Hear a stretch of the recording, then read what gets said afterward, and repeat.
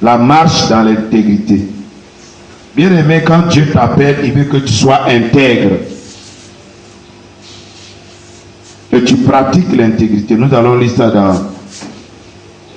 Genèse 17, verset 1.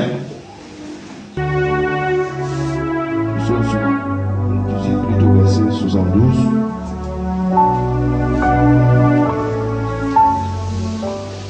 Quand Dieu a appelé Abraham, il lui a dit, sois intègre. Genèse 17, verset 1. Une personne pour lui. Nous sommes à 10h09. On va aller vite, nous finir avant 11h.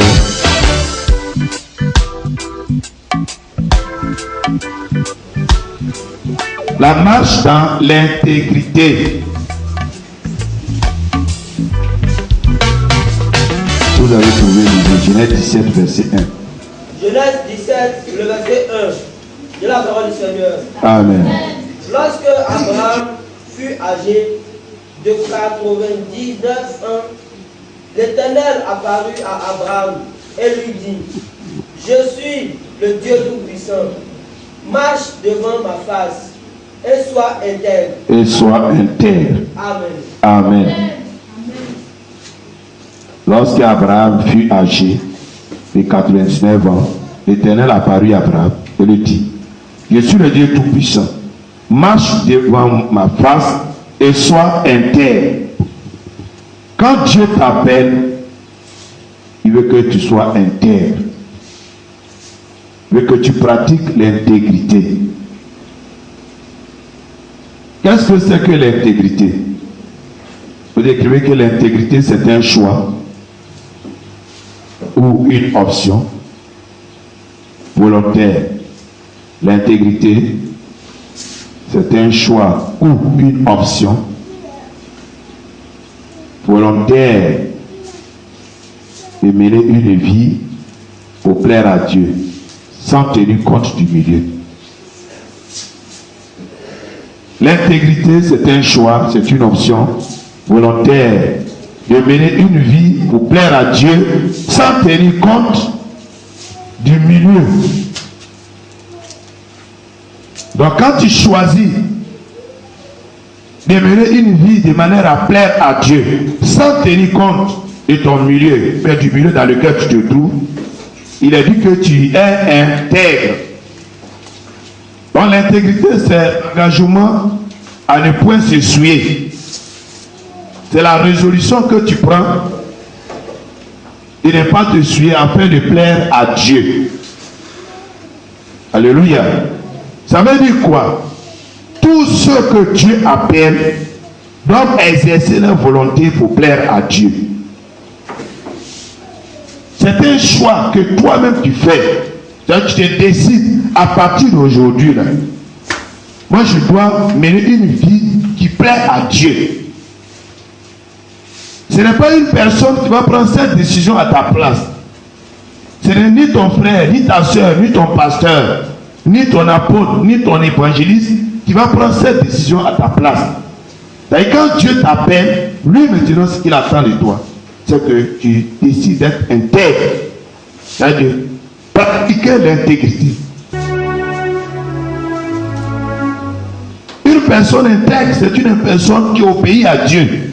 Quels que soient les avantages, quelles que soient les circonstances, quel que soit ce qu'on lui propose comme travail. Alléluia. Frère, possible, c'est très important. Il n'y a pas de passivité.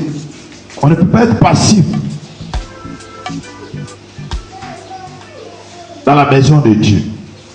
On est toujours actif. C'est-à-dire toi-même, tu décides de marcher de manière à plaire à Dieu. C'est toi-même qui dois décider. Une personne qui n'a pas décidé de plaire à Dieu, il faut l'enseigner. Il faut l'amener à l'église, mettre dans la voiture, lui donner du travail, tout. Et elle va désobéir à Dieu. Alléluia. Amen. Avant, je ne comprenais pas cela. Que je suis là, non, toi, viens ici, passe là, pas là. Et le Seigneur m'a fait comprendre que non, lui-même, il nous a créé. Il nous a donné le libre choix. Amen. Il nous a décidé de choisir. Dans le jardin de Néden, vous avez vu, il y avait l'arbre de la connaissance du bien et du mal, il y avait l'arbre de vie. Dieu n'a pas dit à Adam et Ève de ne pas le toucher à l'arbre de vie.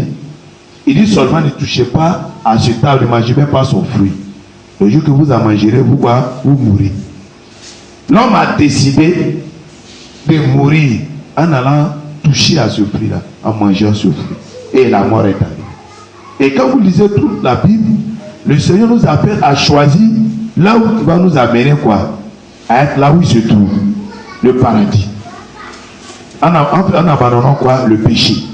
Il nous donne tout. Il dit, si tu pêches, c'est ce qui va t'arriver. Si tu ne pêches pas, c'est ce qui va t'arriver. À toi de choisir. Alléluia.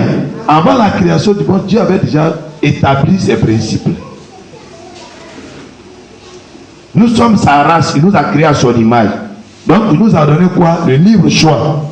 C'est pourquoi les gens ne comprennent pas. Ils disent non mais Dieu ne pouvait pas empêcher ce qu'on appelle Ève d'aller toucher à cet homme. Non, il a choisi. Et nous accorder le libre choix. Parce que Dieu, il a amour. Il veut que l'homme manifeste son amour envers lui. L'amour n'est pas forcé. Amen. Si quelqu'un t'obéit parce qu'il a peur de toi, tu as échoué. Mais si tu obéis parce qu'il t'aime, il ne veut pas te blesser. Il ne veut pas que tu te fâches contre lui, que tu te mettes en colère, tu as gagné. Alléluia. Amen. La manifestation de l'amour vient d'un cœur qui n'est pas forcé. Si tu vis avec une femme et puis tu la forces à t'aimer, mon frère, tu vas échouer. Donne-lui le libre choix de t'aimer, de t'apprécier. Mais si tu dis non, viens ici, tu vas chez les marabouts, les petits shops pour l'attacher, tu viens, tu dis non, voilà pain, voilà habit, voilà tout, prends, hein, tu achètes une voiture, tu dis non, tu penses que celle-là va t'aimer, tu mens. Si une femme a décidé d'aimer son homme, elle va aimer son homme. C'est pourquoi vous voyez les gens chanter l'amour, c'est pas forcé. L'amour, c'est pas forcé. Tu dois exercer ta volonté. Un homme intègre, c'est un homme qui exerce sa volonté de vivre de manière à plaire quoi? À Dieu. On ne l'oblige pas. Si ton pasteur te force pour venir à l'église pour prier, pour gêner, ça veut dire que tu n'es pas intègre. Vous avez vu comment Dieu a parlé à Abraham? Marche quoi? Dans l'intégrité. Amen. Amen. Dieu va pas descendre pour dire à Abraham, allez, passe. Il dit non, toi Abraham, c'est un Dieu puissant. Toi, marche de manière à me plaire. Alléluia.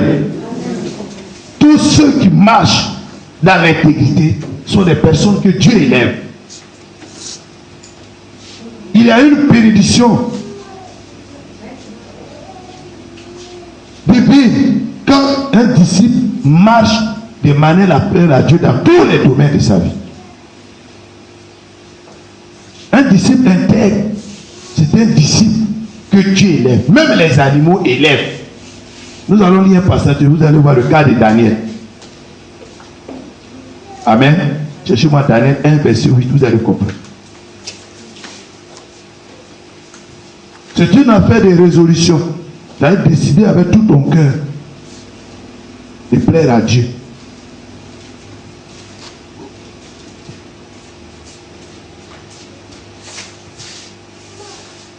Et une personne pour lire Daniel 1, verset 8, et une autre personne prépare Genèse 39, verset 7 à 12. Bien aimé, tu dois marcher dans l'intégrité si tu veux aller au ciel. Daniel 1, le verset 8. Je lis la parole de Dieu. Amen. Daniel résolut de ne pas se souiller. Daniel résolut de ne pas se souiller. Par les mains du roi. Dans les mains du roi. Et par le vin. Père par le vin. Dont le roi buvait. Dont le roi buvait. Et il pria. Le chef des eunuques. De ne pas l'obliger à se souiller. Amen. Regardez Daniel. Il avait un privilège. C'est-à-dire qu'ils ont mis tout sur la table. Tout. Il y avait de la nourriture, tout ce qui était sur la terre. Et craignant Dieu, étant une personne intègre, Daniel a décidé de ne pas se souiller. Alléluia. Ce n'est pas Dieu qui est venu, qui est descendu pour balayer la table, qui enlève tout ça, non. Mais Daniel connaissait la parole de Dieu. Alléluia. Amen. Il ne devait pas se souiller. Donc il a prié Il a demandé pardon, monsieur. C'est vrai, le roi a dit de manger ces choses. Tout est sur la table. Je peux manger ce que je veux. Mais, pardonne-moi. Je ne veux pas me souiller. Je ne veux pas prendre l'alcool. Je ne veux pas prendre le vin. Et quand vous continuez la lecture, Daniel n'a pas touché à ces choses. Frère, là où tu te trouves, dans n'importe quel milieu, tu te trouves. Si tu n'as pas pris l'engagement de refuser les choses qui te suivent, tu vas t'essuyer. Amen. Amen. Dieu ne va pas descendre pour venir attraper ta main. Ne prends pas l'alcool, ne vole pas, ne prends pas le tabac, ne prends pas la cigarette. Dieu ne va pas attraper ta main. C'est toi-même. Il doit prendre cette résolution. C'est quoi l'intégrité? C'est une affaire de résolution. Amen. C'est-à-dire que tu décides de tout ton cœur de faire une chose ou bien de ne pas faire une chose. C'est tout. C'est l'engagement que tu prends. La résolution, c'est l'engagement que tu prends de tout ton cœur pour obéir à Dieu, pour refuser ce que Dieu n'aime pas. Frère, ce matin, tu dois comprendre que c'est toi-même le problème. Ton salut dépend de ton choix. Ta guérison dépend du choix que tu fais. Ta bénédiction dépend du choix que tu fais. Ce n'est pas quelqu'un qui va te forcer. Le pasteur ne peut pas te forcer. Il va te prêcher. Dieu même, il va se révéler à toi en songe, tout. Mais c'est à toi-même de te décider.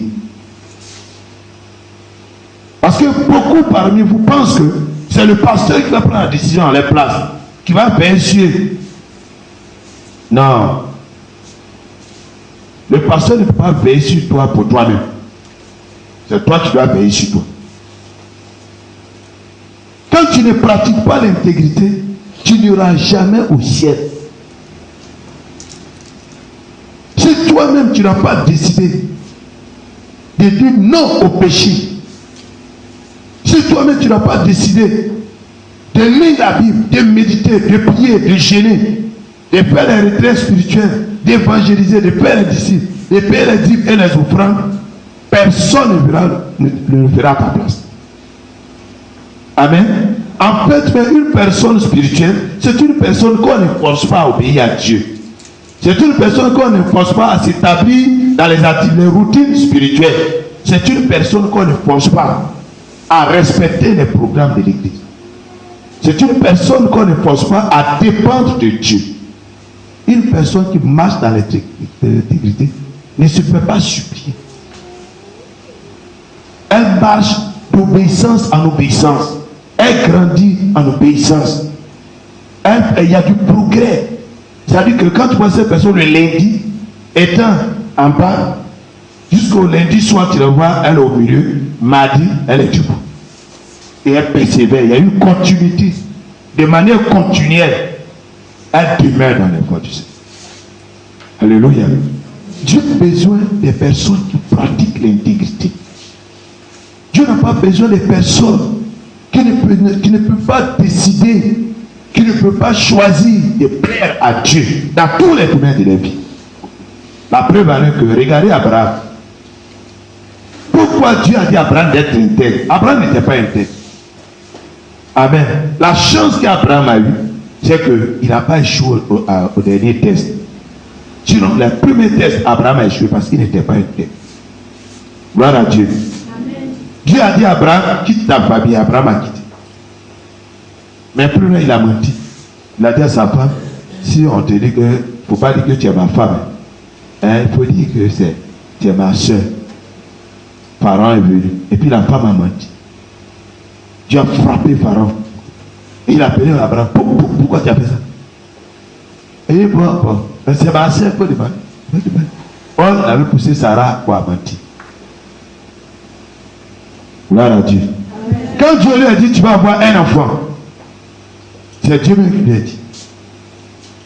Le désir d'avoir un enfant maintenant est devenu une idole dans son cœur. Il a fait quoi? Il allait écouter Sarah, sa femme. Amen. Il allait coucher avec Agar, l'Égyptien. Or, c'était interdit par Dieu. Et qu'est-ce qui s'est passé? Dieu a quitté Abraham durant 13 ans, je crois. Frère, si Dieu a demandé à Abraham de marcher dans l'intégrité, d'être intègre, parce qu'il sait que le diable ne veut pas que toute personne qui l'appelle soit satisfaite de sa relation avec Dieu. C'est-à-dire là où tu es, Satan ne veut pas que tu sois satisfait de la vie que tu mènes avec Dieu. Lui, son combat, là, il va tout faire pour ne pas que tu sois satisfait, mais que tu sois satisfait de la vie en Christ. Donc, il va venir te faire des propositions. Il va venir te dire des choses. Quand le diable te regarde, il sait que Dieu t'a appelé, mais tu n'as pas du travail. Il va te mettre en relation avec une autorité de la place. Gloire à Dieu. Amen. Tu vas à une table, tu cherches du travail. Le préfet est là, les gens sont là. Et tu as appris qu'il y a un poste même à la préfecture. Un poste de secrétariat.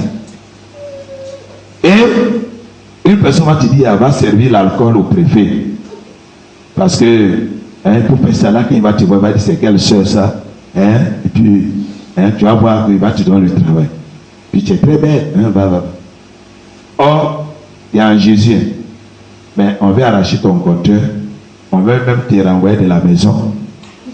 Amen. Parce que tu n'as pas loué, tu n'as pas payé le loyer. Ça fait 1 mois, 2 mois. On veut te chasser.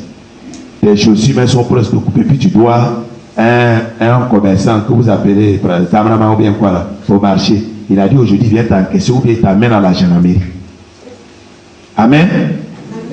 Toutes ces choses-là sont là. Et puis, il te dit, va servir le préfet. Et puis, quand tu vas voir, dès que tu vas commencer, puis te donner 200 000 francs pour commencer avant ce salaire, parce qu'il sait que tu dois payer les habits, tout. Là, tu fais quoi? C'est pourquoi vous avez vu par définition, on dit que pratiquer l'intégrité, c'est le choix ou l'option volontaire, mener une vie qui plaît à Dieu, sans tenir compte du milieu. Est-ce que vous avez compris? On a donné la définition. C'est un choix ou une option volontaire de mener une vie qui plaît à Dieu, ou bien pour plaire à Dieu, sans tenir compte du milieu. Maintenant, tu es dans un milieu où tu n'as pas de travail. On doit venir te chasser. On va te convoquer à la gendarmerie. On va arracher ton compteur. Tu fais comment? C'est là. Si tu dois pratiquer l'intégrité ou pas. Amen. C'est là, c'est là. Il fait comment? Si tu as choisi de plaire à Dieu, il a dit que tu es intègre. Tu dis non, moi j'ai donné ma vie à Jésus. Préfet avec son travail, sur tout ça là. Il n'a pas besoin de ça. Il veut plaire à Jésus. Mais si on veut arracher mon compteur, ils n'ont qu'à me chasser. Ils n'ont qu'à m'amener à la gendarmerie. Si Dieu veut qu'on m'arrête, à cause de lui qu'on m'arrête, mais il ne fait rien. Mais on dit, tu es intègre. Tu es une personne résolue. Tu as décidé vraiment, ma sœur. Ton Jésus là, tu as décidé. Travail qu'on cherche, on ne gagne pas là. Toi, à cause de Jésus, tu refuses de servir le préfet. Il veut te donner du travail. Toi, le travail qu'on cherche pour construire sa maison, acheter terrain, tout, toi, tu refuses ça. C'est quand Jésus t'adore. C'est Jésus de Nazareth, le Fils de Dieu, créateur des cieux et de la terre. On acclame Jésus. Alléluia. Il y a une histoire dans la Bible qui me plaît beaucoup. Nous allons lire ça. Il n'est pas trop long. À 45, on va arrêter. Et le cas de Joseph, Genèse 37, versets 7 à 12. Frère, dis à ton voisin, sois intègre. Pratique l'intégrité. Et tu seras béni par Dieu. Lisons dans Genèse 39, versets 7 à 12. Frère, oui, allons-y. Amen.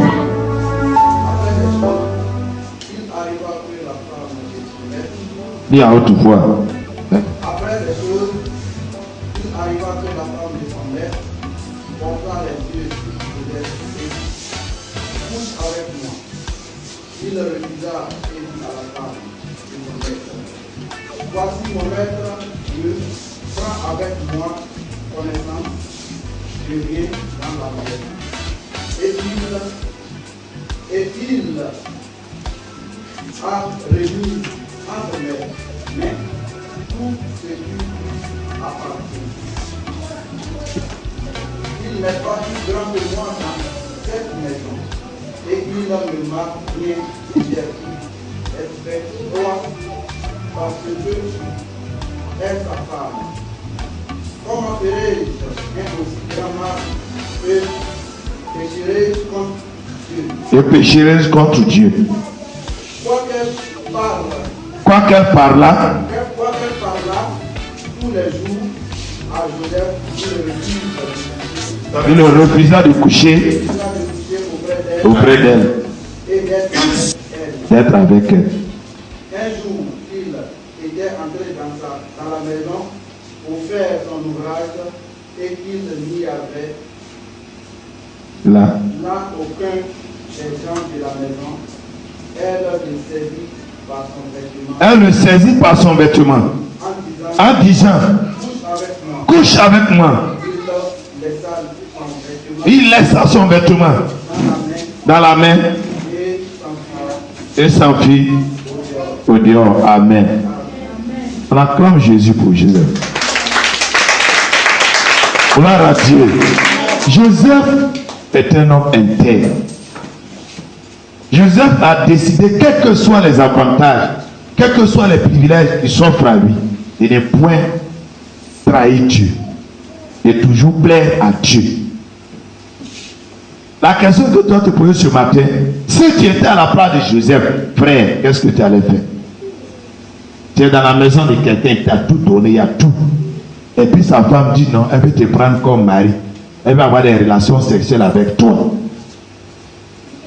Amen. Amen. Tu vas te refuser ou bien tu vas accepter. Amen. Frère, ne lisez pas la Bible comme on lit Zambra, Kiwi, tout ça. C'est pas comme ça pour lire la Bible. Il faut vivre la Bible. Quand tu lis la Bible avec Dieu. Et mets-toi à la place des personnages. La Bible dit que Joseph, qui était dans la maison de Potiphar, qu'il avait acheté comme esclave, lui a donné tout dans la maison. Il avait tout. Et la femme de Joseph voulait coucher, avoir des rapports sexuels avec Joseph. Il n'y avait personne. C'était Joseph et elle seule. Mais Joseph a refusé. Alléluia. Amen. Si tu étais à la place de Joseph, parce que la femme pouvait dire à son mari, je ne veux plus de Joseph dans la maison. Amen. Amen. S'il refuse, la femme a dit, toi là, je ne veux plus de toi ici. Mon mari, tu choisis entre Joseph et moi. Si Joseph dit, papa, moi je m'en vais. Et Joseph allait partir. Joseph pouvait perdre ses avantages, pouvait perdre privilèges, l'argent. Il était le maître même de la maison après Potiphar. Il a calculé toutes ces choses. Elle peut me renvoyer. Elle peut même mentir. Si vous avez vu à la fin, elle a menti quand même. Et puis ils l'ont mis en prison. Mais lui dit, il ne va pas avoir les rapports sexuels avec cette femme. Parce que le problème de Dieu, l'homme, c'est le péché. Et la femme veut l'amener à pécher. Joseph a dit non.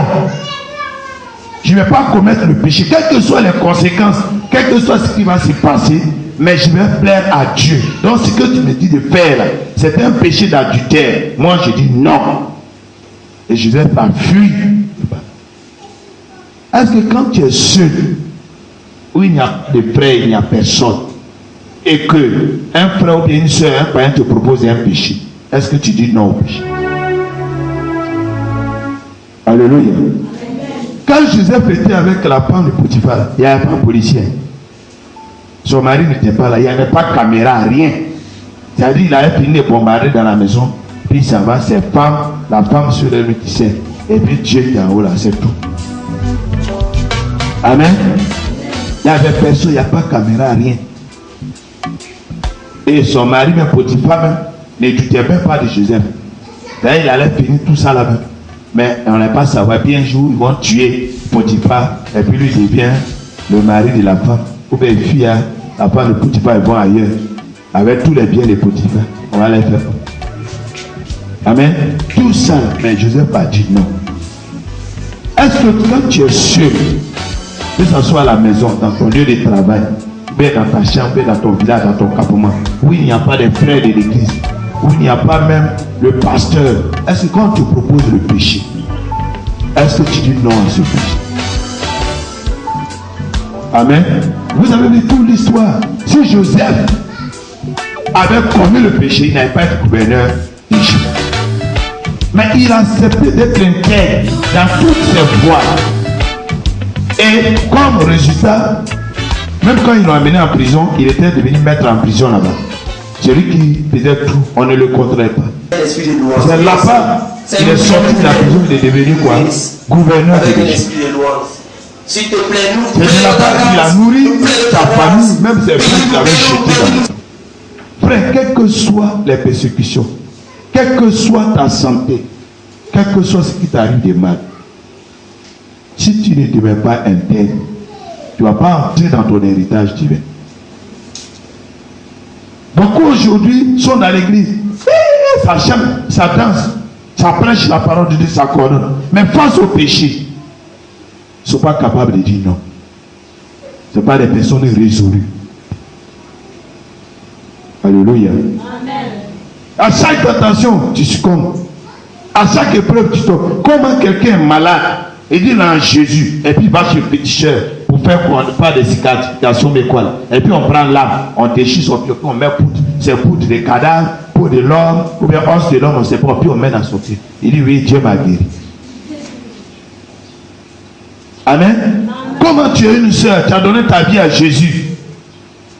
Et ton ancien copain vient, il te dit vraiment tiens, mais prends. Tu prends pour faire quoi? Lorsqu'on a Christ, les choses anciennes sont pas, toutes choses deviennent nouvelles. Mais toi, tu dis tu es en Jésus. Quand ton ancien copain vient te faire des propositions, tu ne dis pas non. Tu ne lui dis même pas que c'est un péché.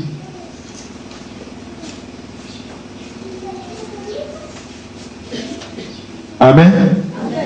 Il y a les gens qui donnent l'argent, les frères qui donnent l'argent à leur ancienne copine. Il y a une femme, j'étais avec elle dans le monde. Elle m'appelle, elle dit donne-moi 50 000.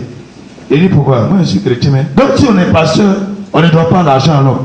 Elle dit tu es marié? Non. Moi je suis marié. Oui, je suis marié. J'ai des enfants. J'ai 2 enfants. Elle dit bon, dis à ton mari que j'appelle mon ancien copain qui est marié maintenant. Il me donnait 50 000. Elle dit, elle dit pas, elle dit pourquoi? Amen. J'ai dit, dis, il faut dire à ton mari. Si ton mari t'apporte, moi tout de suite j'apporte à toi. Il sait que tu as un problème. Normalement, tu vis avec un homme. Vous êtes ensemble, tu as un problème. Ou peut-être on va te mettre en prison, mais quoi tout? On n'est plus ensemble.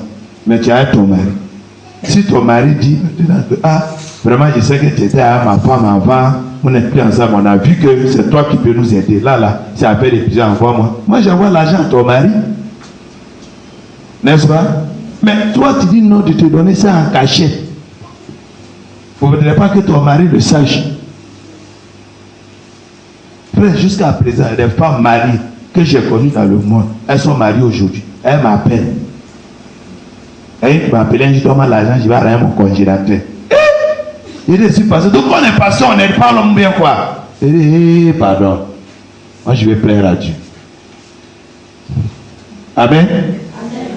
Souvent quand je regarde les femmes qui regardent, quand je les regarde, elles disent non, moi, j'avais connu, il y a des gens riches. C'est à cause de Jésus, je suis allé marier ce faux type-là. Hein, que je te voilà, maintenant je n'ai plus rien, j'étais à mon grotto. Vous ne savez pas que les garçons aussi étaient entretenus par les femmes. Moi j'étais entretenu par femmes. Amen. Amen. De la manière, chose qu'on appelle garçon donne l'argent à femme. Il y a des femmes qui donnent l'argent à garçon. Même garçon dans la maison, puis il nourrit, il habille, il faut tout. Nous on a vécu ça. Amen. Mais quand tu acceptes Jésus-Christ, l'argent de ton ancien copain c'est fini.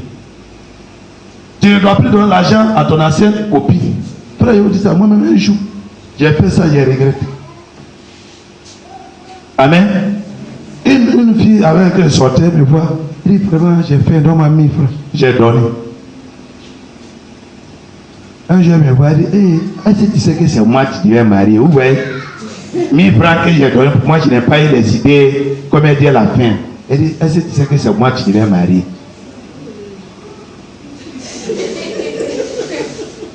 Frère, vous vous amusez, priez pour moi. Quand nous marchons, les tentations, ça vient. Tu es là, tu marches. C'est pour souvent quand je regarde des gens, quand je les devant Jésus, ça va très bien. Il dit, c'est quel genre de chrétien? Quel genre de chrétien?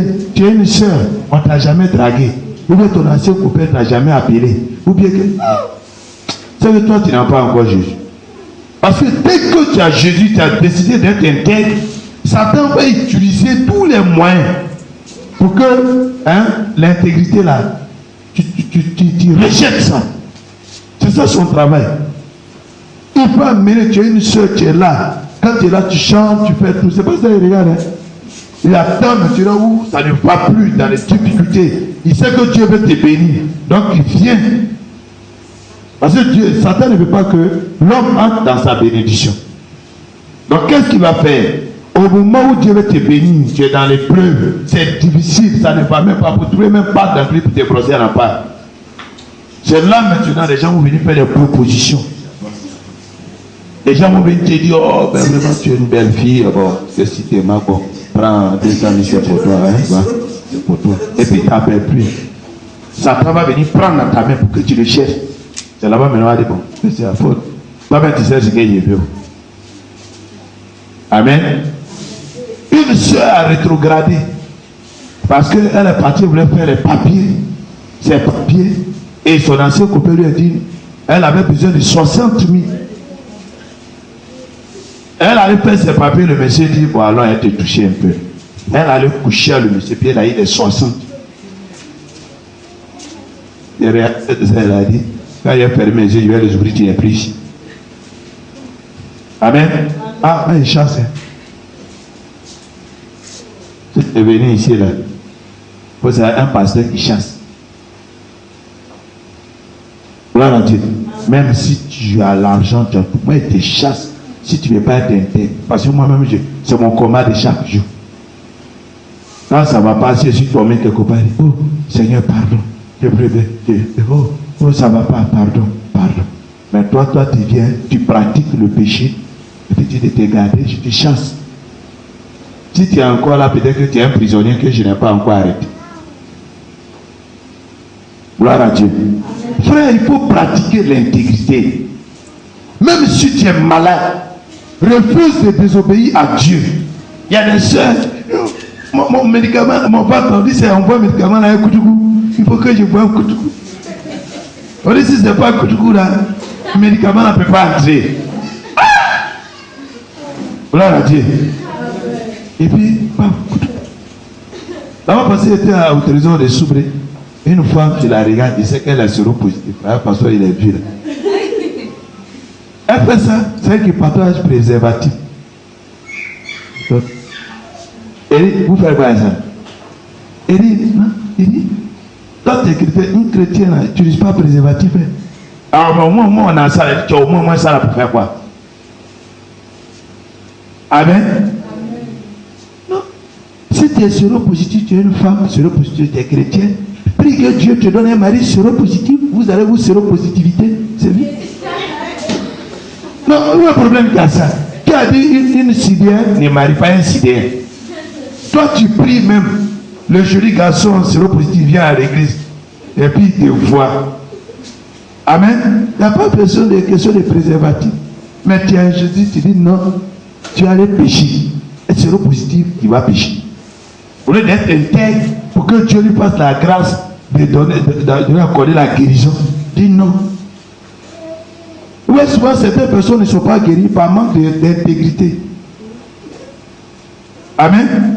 Là où tu es aujourd'hui, quelle que soit ta maladie, si tu décides de plaire à Dieu dans toutes tes voies, tu vas voir la maladie va disparaître sans que tu ne dises à Dieu guéris-moi. Amen. Sans que tu ne dises à Dieu, guéris moi-même. Tu es là, Seigneur, moi je vais t'obéir. Tout ce que tu n'aimes pas, là, moi je quitte dedans. Quand tu dis, Jésus, je t'appartiens à 100%. Je ne vais pas appartenir au diable. Dès que tu es en train de prier comme ça, déjà, tout ce qui est du diable, là, Jésus lui-même, il enlève. Il enlève, il enlève. Mais tu es malade. On te dit non, laisse le péché. Tu dis non. On te bombarde et puis tu viens dire Kobaka, Kobaka, Kobaka, Kobaka. Où ça? Quelqu'un met en prison, on peut sortir de la prison. On le met en prison, on peut sortir de la prison. On dit, ah, c'est bon. Qui de nous ici peut payer de l'argent? On doit mettre ton frère en prison. Tu allais payer, on l'a laissé. Et puis ça va commettre encore les mêmes bêtises. Et puis il va lever l'argent encore pour donner, non? Dieu te délivre. Si tu as 2 maladies, Jésus va te délivrer. Il enlève une maladie et puis il te regarde.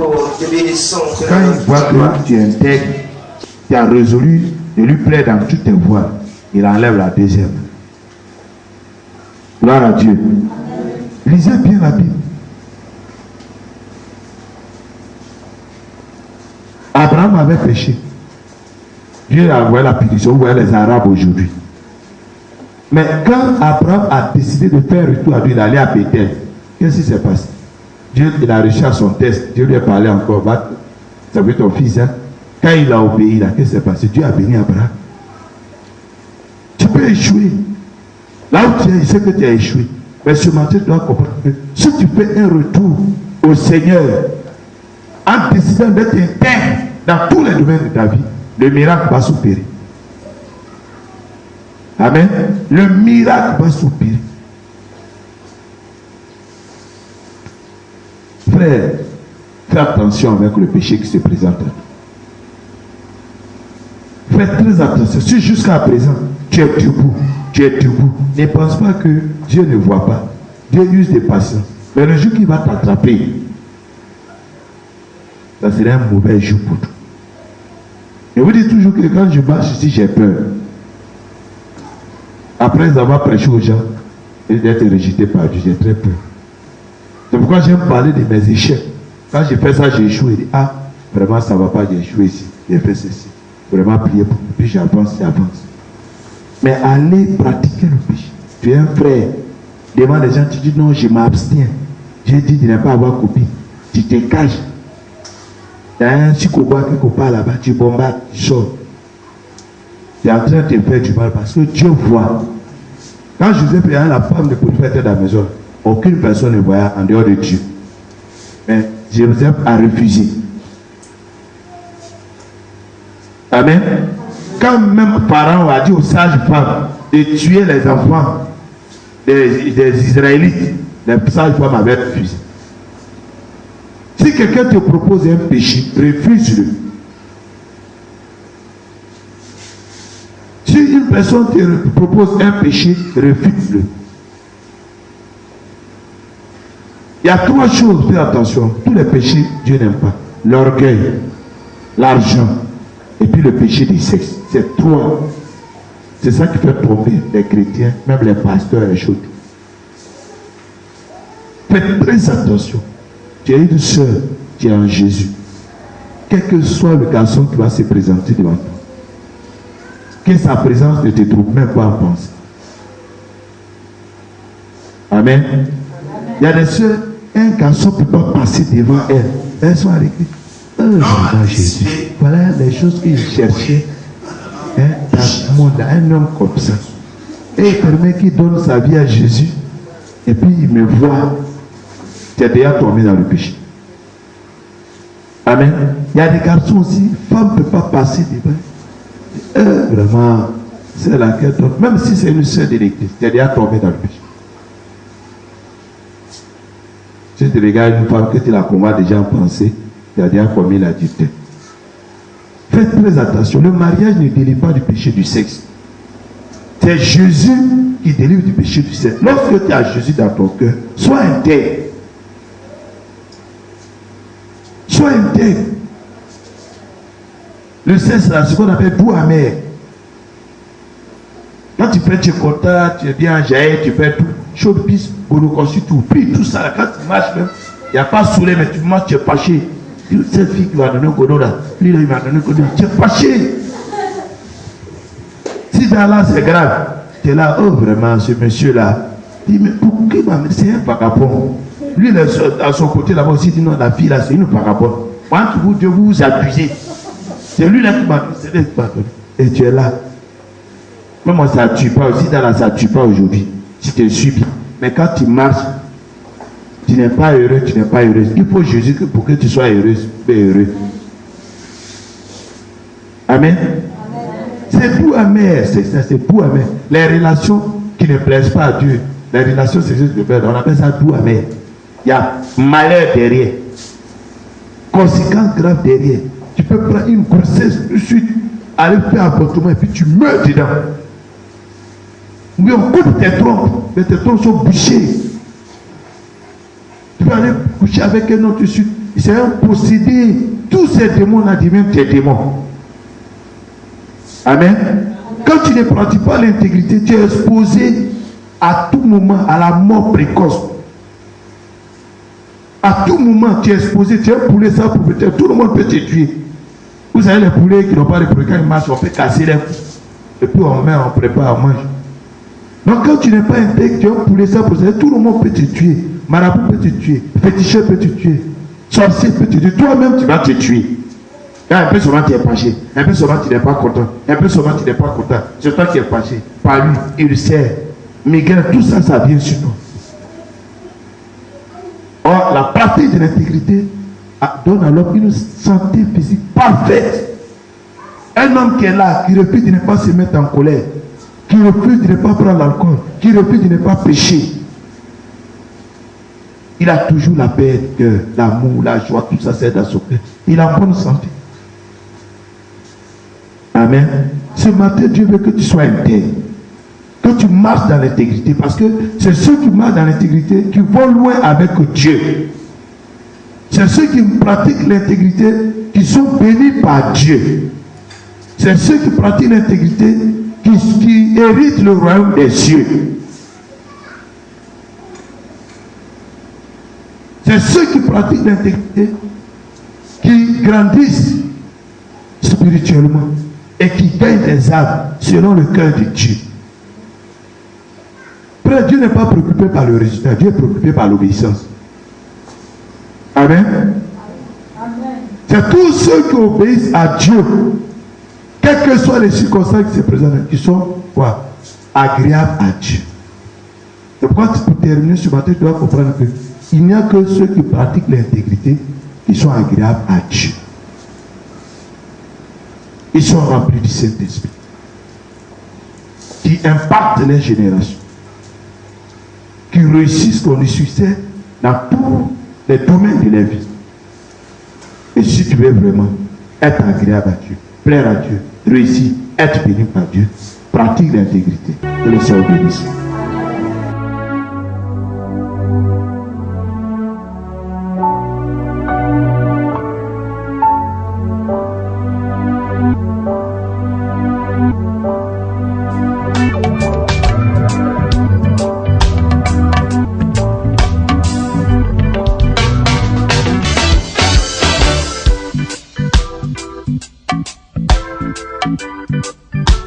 What?